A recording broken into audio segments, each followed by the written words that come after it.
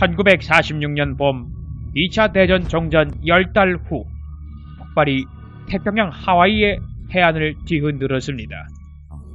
미국이 일본의 가장 발전된 병기 중 하나를 막 파괴한 참이었죠. 지금 망을 봤을 때 그때 천만경을 통해 봤었는데 엄청난 폭발이 있었죠. 대전국 일본에 대한 떼늦은 공격은 아니었습니다. 이 최고 기밀인 잠수함의 폭발은 다가오는 냉전을 앞두고 소련에게 이 잠수함을 넘기지 않기 위한 미국의 결정으로 인한 것이었죠. 이 계획은 성공했고 침몰된 잠수함은 60년 동안 바다 밑바닥에 잠들었습니다.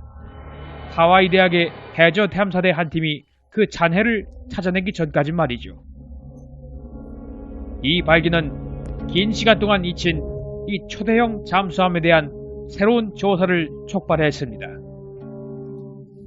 본거지를 돌고 또 희망봉을 돌아서 맞아요. 엄청난 전략적 선택지를 제공했고 세계 어디든 타격이 가능했죠. 이건 범세계적 병기체계였어요. 이는 기존의 디자인을 거부하고 항공과 해상의 전략적 이점을 접목한 체계였습니다. 미국이 핵폭탄 개발에 매진하고 독일이 강력한 로켓 병기를 실험할 때 일본은 그들의 비밀 병기가 전쟁의 판로를 바꿔주길 바랐습니다.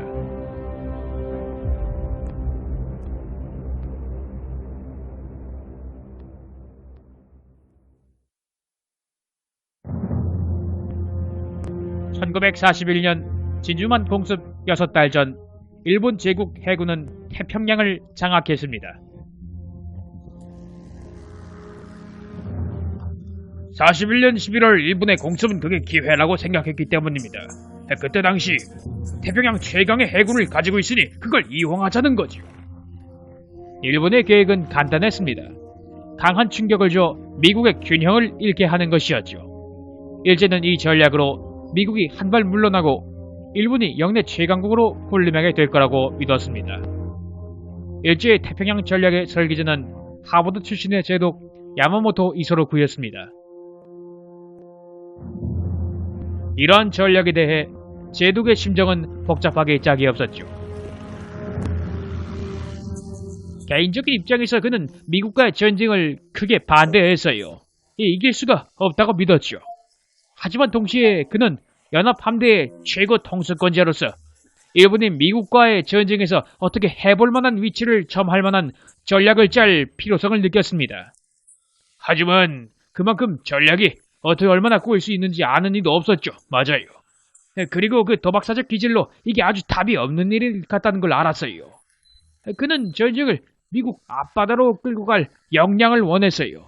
미국인들이 깜짝 놀라게 할 아주 대담한 행동을 할 수 있게요. 그 행동은 바로 진주만에 대한 폭격이었습니다. 전함 5척, 고축함 3척과 소형 함정 몇 척이 침몰됐습니다.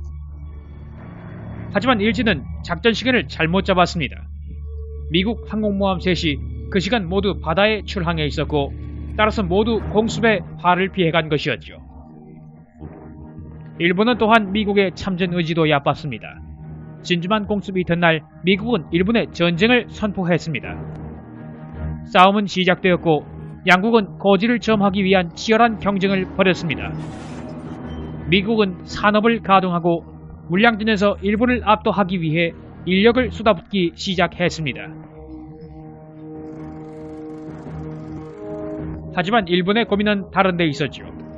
곧 인력도 무기도 열세가 될 상황에서 야마모토 제독은 초정밀 공습이 더욱 필요하다고 느꼈습니다.